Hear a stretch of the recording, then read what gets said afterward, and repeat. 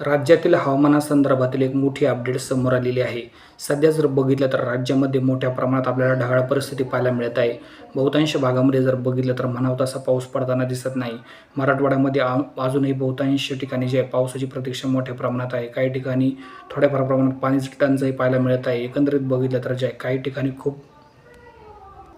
काही ठिकाणी जर बघितलं तर जे खूप मोठ्या प्रमाणात चांगला पाऊस होत आहे, तर काही ठिकाणी जे आहे म्हणावं तसा पाऊस अजूनही पडताना दिसत नाही.